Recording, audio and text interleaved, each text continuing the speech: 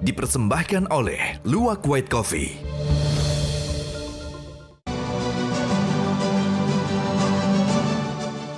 Temu lagi di Hot Room.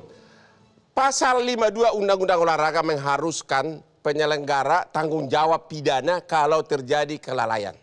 Yang saya tahu tanggung jawab pidana tidak boleh dialihkan ke anak buah. Termasuk apakah masih mungkin pertandingan dunia U20 dalam waktu dekat dengan kesembrautan ini. Silakan Pak. Tanggung jawab kita nggak lepas. Pidana maksud saya. Ya, tapi penyelenggara itu kan tidak dilakukan oleh PSSI doang. Ada yang tadi mekanismenya dulu. Mekanisme itu kebetulan jadi tuan rumah Arema. Jadi pampilnya dari Arema. Lalu diawasin oleh Liga. Di atas Liga itu baru ada federasi. Ada 3 tahap. Kalau dikatakan PSSI tidak mau tanggung jawab, itu salah. Tapi ini satu bagian. Soal nanti apakah ini PSSI ikut terlibat dengan pasal yang abang tadi katakan, itu harus dibuktikan di pengadilan. Dan sekarang ini Anda mengatakan belum ada dasar untuk mentersangkakan pimpinan PSSI, yes or no? Saya tidak bisa berpendapat pribadi karena saya konflik interest. Oke, yang kedua mengenai yang U20. Kedua, kalau U20 kan kita sudah ditunjuk sebagai tuan rumah. Ya, bakal terlaksana nggak dengan keadaan begini? Ini tergantung kepada negara lagi. Artinya? Kalau negara dilihat oleh FIFA siap, oke, nggak ada persoalan. Jadi saya katakan, pertandingan U20 Piala Dunia, insya Allah tetap berjalan. Oke. Kepercayaan masyarakat kepada PSSI yang sudah didemo terus-menerus, gimana itu? Itu kembali kepada masyarakat, Bang. Aku nggak bisa bilang, aku orang dalam, Bang. Aku termasuk yang tertuduh, Bang. Oke. Aku mengharapkan, aku pribadi jangan di... Kalau disayang, disayanglah. Aku kan, I love you. DPR kita, apakah tersangka perlu ditambah? Dan apakah U20 masih mungkin dalam waktu dekat? Perlu ditambah atau tidak, nanti fakta hukum yang bicara, Bang. Persoalan tersangka bertambah atau tidak, apakah nanti ketua umum menjadi tersangka atau tidak, itu fakta hukum yang bicara. Oke, yang kedua mengenai U20. Kita sebagai anak bangsa harus berusaha semaksimal mungkin, apapun yang terjadi. Pesimis atau optimis? Optimis saya. Kemarin Presiden FIFA datang ke Indonesia, apa manfaatnya? Itu sangat bermanfaat sekali. Secara moral manfaat. Hanya moral doang? Oh iya dong. Mau apa lagi sekarang kondisi seperti moral itu 90% obat mujarab, Bang. Oh begitu ya. Pak Tommy Welly gimana? Ya, negara berkepentingan dengan FIFA Under 20. Justru makanya melakukan lobby, pendekatan apapun namanya kepada FIFA sehingga FIFA datang. Sebetulnya adalah untuk menghindarkan sanksi dan supaya FIFA Under 20 tetap di Indonesia kan. Itu tercapai. Makanya dalam rekomendasi itu yang negara bisa eksekusi, negara eksekusi. Contoh untuk stadium di PUPR, untuk kepolisian pengamanan dengan kepolisian kan. Nah ketika urusan sepak bola, negara hati-hati untuk menyentuhnya. Maka didatangkanlah FIFA atau konsultasi dengan FIFA. Nah FIFA way out-nya kalau saya membaca dari runutan kronologis, menyodorkan transformasi. Nah sekarang ketika transformasi pun sudah disodorkan, PSSI juga malah makin terus terdesak. Menyodorkanlah KLB yang artinya suksesi kan sebetulnya. Bahkan di surat itu sebetulnya PSSI itu sangat menjaga marwah pemerintah kalau menurut saya. Alasannya nggak disebut loh Bang. Kalau saya malah FIFA, saya akan nanya. Kemarin problem, tragedi Kanjuruhan. Saya kasih solusi, saya kasih tool. FIFA-nya bahkan saya kirim. Kok sekarang minta ini, alasannya apa ya? Kalau saya FIFA, saya akan nanya begitu malah. Oh begitu. Karena itu tadi malah ini sebetulnya hal yang harus hati-hati supaya jangan jatuh ke intervensi. Sebenarnya bisa dilakukan tadi yang dikatakan dibentuk komite normalisasi. Seharusnya tim task force ini adalah bagian dari komite normalisasi PSSI untuk mempercepat melakukan perubahan di struktural PSSI. Menurut Anda Kongres luar biasa bulan Maret itu kelamaan nggak? Terlalu lama kalau menurut saya. Makanya kemudian kenapa kemudian saya usulkan komite normalisasi ini pernah terjadi 2010 di eranya Pak Nurdin Halid. Ketika itu pengurus PSSI-nya mundur, dibentuk komite normalisasi dipimpin oleh Pak Agung, kemudian dipilih pengurus baru. Bang, itu bisa disarankan ke FIFA. Normalisasi itu harus FIFA yang bentuk. Iya makanya. Kalau FIFA yang bentuk, maka resiko tentang kasus ini itu menjadi tinggi.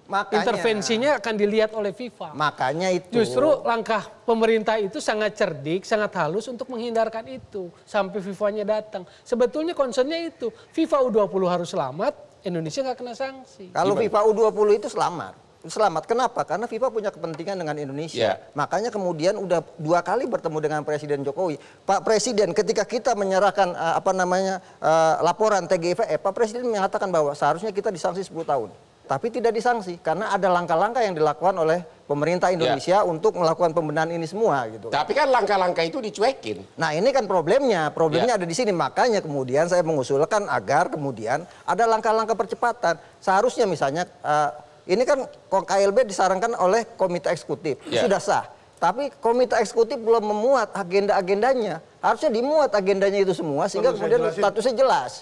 Sehingga kalau kemudian statusnya jelas, jalannya juga bisa jelas. Gini, saya sudah... Bang, perlu saya jelasin nggak? Ya, bentar, saya sudah nangani banyak kasus RUPS, pemilihan direksi. Yes, beda. Dan itu perlu dengan politik. Kalau nanti dalam KLB ternyata terpilih lagi pengurus PSSI sekarang, Nah, ini kan apa reaksi kalian? Ini kan yang jadi pertanyaan masyarakat. Jangan-jangan ini akal-akalan. Jangan kemudian bilang, wah Akmal nih suzon, bukan suzon. Jangan-jangan akal-akalan PSSI. Dari 2011, KLB akan pemerintah terpilih selalu lagi. dikangkangi oleh Aku suka PSSI. kalau ada saudara Akmal ini. Ya. Jadi semua kita di PSSI terbangun. Oh, jadi? Karena versi dia udah mewakili FIFA tadi. Ya. Yang saya tahu, yang dibuat oleh timnya Pak Akmal dan Pak Mahfud, itu laporannya rahasia kepada Presiden. Tapi bocor. Tapi bocor. Kok bocor? Nggak bocor, memang dibuka. Itu kan independen, makanya dibuka aja semuanya. Ya, kan itu laporan ke dalam kan. TGIPF itu kasih dibuka. Kenapa? Karena ini ke dalam kan. gitu. Nah, ini maksudnya kita bicarakan ini. Nah, kami ambil inisiatif. Oke, karena ada tekanan, bohong kalau dibilang PSSI nggak ada tekanan. Kita ambil inisiatif.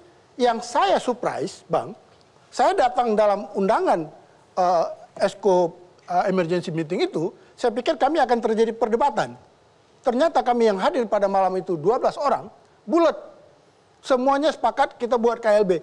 Jangan-jangan bulat bakal memilih PSSI yang lama. Jangan dulu ke sana, Bang. Jangan dulu ke sana. KLB itu adalah, Bang, KLB itu adalah kami dengan bahasa halusnya telah mundur.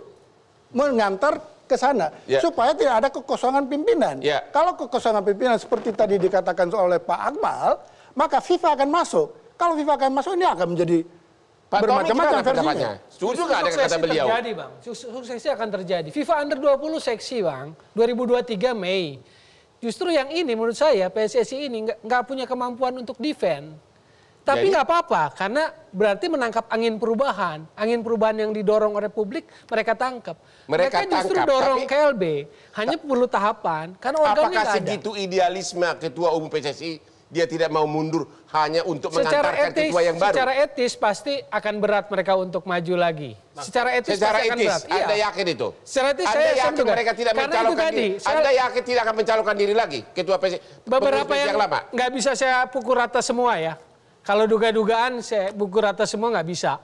Tapi saya kecenderungan mayoritas nggak akan muncul lagi. Begitu? Iya. Ini sebuah suksesi, Bang. Saya namanya 1 menit. Saya kira kasus ini dengan niat PSSI untuk bikin KLB itu sebuah seruan moral. Itu sudah terpanggil etiknya. Jangan lupa loh, dalam pemilihan direksi pun di perusahaan-perusahaan bikin RUPS biasanya malah mengangkat lagi direksi yang bermasalah. Makanya kita jagain yang tertentu aja, orang Bang. Indonesia ini kan terkenal dengan positive thinkingnya, Bang. Kita positive thinking.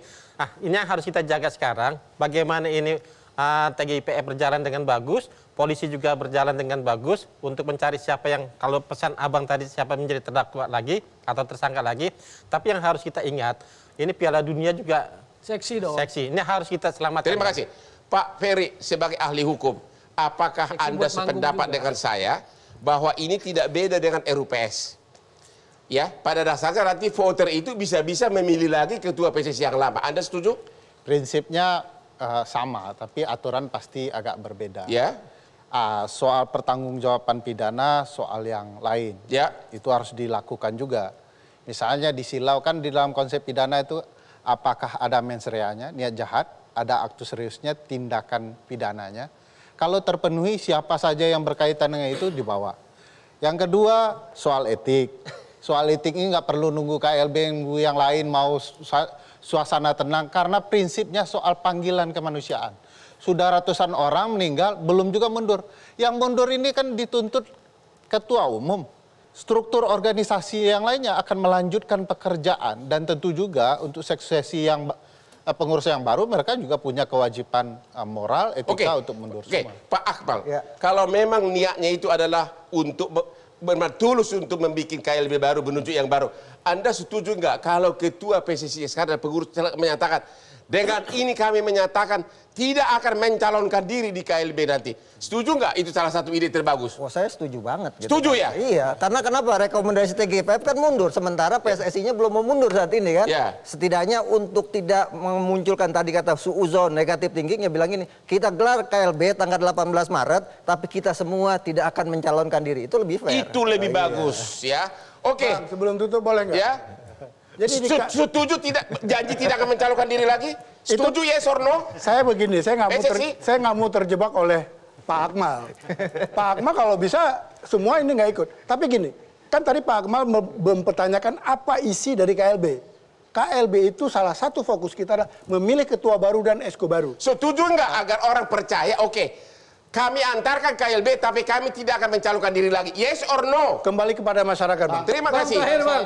Kembali kepada masyarakat. Kalau FIFA nggak setuju gimana, Bang? Ya ini kan sifat pribadi dari pengurus. Bukan. Kalau Itu surat pengurusnya itu, menyatakan saya tidak mau terpilih lagi. Surat permohonan KLB dari PSSI kepada FIFA nggak setuju gimana? Bang, Karena FIFA mencium aroma lain. Ya gimana? Terakhir ini sudah mau habis. Satu yang perlu dilihat bahwa ini kan panggilan kemanusiaan. Ya. Kalau dia mundur, nah yang namanya mundur tidak ada prinsip setuju atau tidak setuju dimanapun. Nah di titik itulah menurut saya ini panggilan moral yang kemudian harus terpanggil. Soal pertanggungjawaban yang lain itu soal ada urusannya yang lain. Saya tidak berprasangka buruk ya, tapi kalau sudah masuk ruang ranah hukum, memang ada giumnya di kampus saya, Bang. Nggak tahu di kampus apa. Ayam berkokok curiga, ayam tidak berkokok curigai. Karena apa saja akan ada potensi masalah hukumnya di sana. Aparat harus benar-benar mawas ya potensi masalah ada di mana. Oke.